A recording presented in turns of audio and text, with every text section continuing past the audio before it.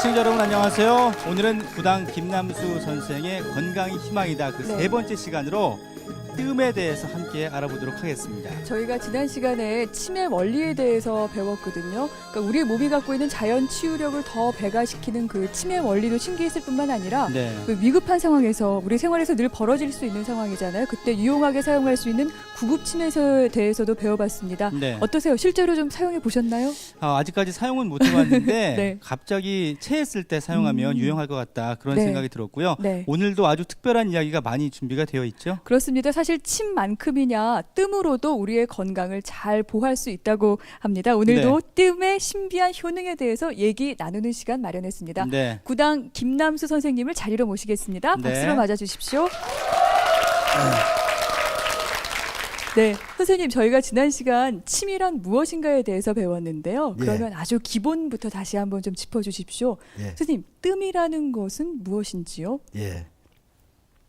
되게 뜸이라고 그러면 이제 쑥에다가 불을 붙이는데 지금은 이제 그 불을 붙이는 게 그 옛날에는 크게 이제 떠가지고 이제 막 고름이 나오게 하고 이제 또 고름이 조금 근칠만 하면은 일부러 물을 발라서 고름 나오게 하고 또 이제 고약 같은 거를 자꾸 더 검게는 그 고약을 화놓은 거라고 합니다.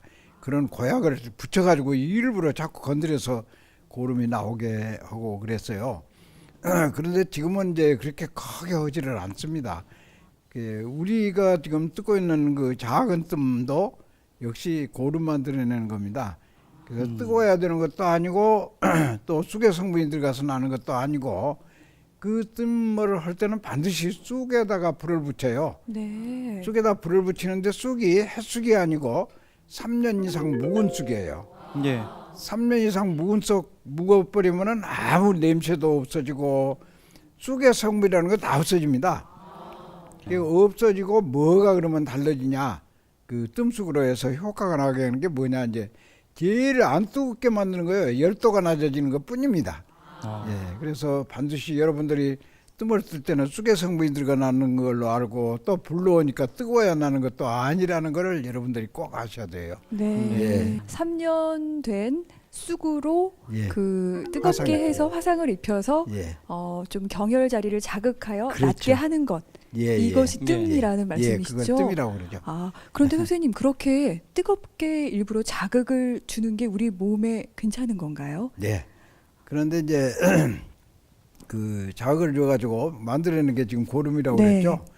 그 고름이라는 거는 다른 거 아니고 그 단백질이라고 그렇게 말하는데요. 그 단백질이 그게 뭐가 이제 그렇게 단백질이 만들어지냐면 뜸으로 해서 사실은 고름 만드는 거다. 즉 단백질을 만들어낸 거다. 근데 뜸에서 만들어진 단백질은 이제 다른 거예요. 우리가 단백질을 계란 그 흰자, 두부 같은 거 이런 것이 단백질이라고 그러잖아요. 뜸에서 만들어진 단백질은 조금 색깔이 노랗습니다. 뜸자리 이렇게 띄고 보면은 노랗죠. 그게 그래서 종류가 다른 단백질이다 해서 이종 단백질이라고 그렇게 말합니다. 그걸 만들어내는 거예요. 그것이 몸으로 흡수돼 가지고 뇌에 전달돼서 뇌에서 그렇게 조절작용한다. 지금 과학계에서는 그렇게 말하고 있습니다. 그 저희가요 이게 전통 의학이다 침과 뜸이 그렇게 설명을 드리고 있는데 예전에 침은 아마 원시 시대 때부터 이렇게 아프고 결리니까 이렇게 뾰족한 걸로 좀 찌르고 해보다가 발전이 되었을 것이다라고 말씀을 하셨잖아요.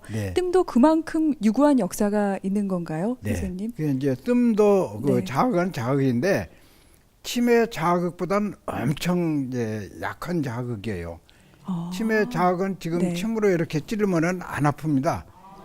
옛날은 큰 침으로 해서 아프고 그랬는데 지금 침은 이제 머리카락 같이 가는 침이기 때문에 전혀 아픈 거 안 느껴집니다. 그러나 뜸은 조금 따끔하죠. 근데 따가운데 자극량은 침보다는 훨씬 작은 거예요. 그래서 어쨌든 자극을 준다 그렇게 말하는데 침은 이제 같은 자극은 자극인데 기운에 대한 자극이고 보이지 않는 뜸은 이제 기운이 아니고 피에 대한 자극이에요. 그래서 피는 보이지 않습니까? 그래서 피를 이제 조절하는 것은 보이기 때문에 과학이 입증을 합니다. 이거는 뭐가 달라졌다라든가 효과가 있다라든가 네. 이런 것을 분명히 이제 과학이 입증해서 말할 수 있는 것이 뜸이고, 침은 안 배우니까 과학이 이제 몰라요. 이제 배우지 않으니까 뭐라고 말할 수 있어요. 말을 할 수가 없죠. 이제 과학적으로 뭐라고. 그러나 이제 기운이 없는 거 아니기 때문에 침은 기운 없는 게 낫고, 뜸은 반드시 배이는 이제 물체. 그럼 피만 배이는 건 아니거든요. 우리 몸 안에 있는 뭐 호르몬이 뭐이 다 배입니다. 그거를 배이는 물체를 작용시키는 게 뜸이에요. 예. 네. 뜸이라는 게 사실 혈액을 조절하는 그런 중요한 그러죠. 기능을 담당하고 있다는 혈액 조절이죠. 그렇죠. 네. 그런 예. 얘기라고 정리가 예. 되는데 네. 그리고 이 침과 뜸을 섞어서 이야기하는 표현 중에 예. 일침, 이뜸, 삼약이라는 얘기가 있거든요. 어떤 내용이죠? 예.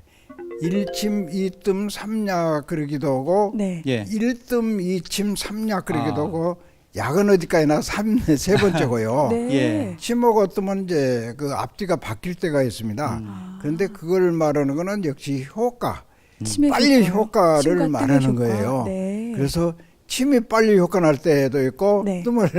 뜸이 더 빨리 효과 날 때도 있고, 그거는 이제 그 속효성을 말하는 네. 거예요, 효과를. 그런데 그렇군요. 반드시 약은 네. 한참 있어야 이제 그 효과가 난다는 거죠. 먹고 이제 10분 이상 있어야. 예. 저희가 그걸 지난 말하는 시간 맞아요. 침에 대해서도 배우면서 침과 뜸은 같은 경혈의 작용을 함으로 결국은 예. 그 차이가 있는 것이 아니다. 같은 예. 것이다라고 말씀을 하셨거든요. 그런데 예. 지금 이제 어쨌건 침은 기운의 작용을 하고 뜸은 혈류의 작용을 그렇습니다. 한다는 그 네, 차이점을 물체. 저희가 예. 하나 배웠습니다. 예. 전에 앞서서 예, 예. 저희가 늘 뜸을 얘기할 때 강조하시는 부분이요. 부작용이 없다. 네. 정말 예. 그런가요, 선생님? 부작용이 전혀 없다는 걸 여러분들도 아실 거예요. 그래서 우리나라에서는 아직까지 그런 연구해 본 적도 없이 이제 일본이나 독일 같은 데서는 연구를 해봤어. 네. 이 일본에서는 왜 뜸자리가 탈이 안 날까? 왜 이상하지? 그 이제 탈이 안 나니까 그 뜸자리에다가 그 떠놓고는 다른 균을 다 집어넣어 봤습니다. 모든 균이라는 균은 다 집어넣어 봤어. 근데 균이 살아나지를 못해. 그러니까 뜸자리가 탈이 안 날 수밖에 없잖아요. 균이 못 사니 무슨 탈이 나겠어요. 그래서 분명히 뜸자리가 탈이 안 난다는 건 이제 확실히 알게 됐죠. 그래서 저도 이제 뜸은 부작용이 없다는 말을 자신 있게 합니다. 그러니까 이 침과 뜸에 대한 것을 이 서양에서는 역시 과학을 바탕으로 하는 이 의학이다 보니까 그런 철학적인 이론의 바탕을 과학적으로 좀 풀어내는 그런 작업을 많이 하고 있고 많은 연구가 되어져 있는 게 현황이에요. 그래서 이 침과 뜸에 대한 과학적인 연구는 해부학적으로 어떠한 관계가 있나를 연구하고요. 그 다음에 전기와 자장학적으로 무슨 특별히 그런 경혈에 전기, 자장의 반응이 있나. 그 다음에 호르몬, 신진대사 이런 측면에서 어떤 변화가 있나. 침을 맞으면은 뜸을 놓으면은 무슨 호르몬이 어떻게 변하나 이런 걸 연구하고 그 다음에는 심신 그런 상관관계에 대한 연구요. 몸과 마음이 서로 영향을 주는데 어떻게 영향을 주나. 그래서 이렇게 네 가지 방향으로 과학적인 방법으로 지금 연구를 하고 있는데요. 이것이 바로 전 세계 지금 하나의 추세이고요. 동양인 동양대로 전통적으로 몇천 년의 역사가 있는 게 하나의 장점이고 지금 서양에서는 이런 걸 과학적으로 풀어내는 이런 것이 지금 전 세계 하나의 경향이고 추세이죠.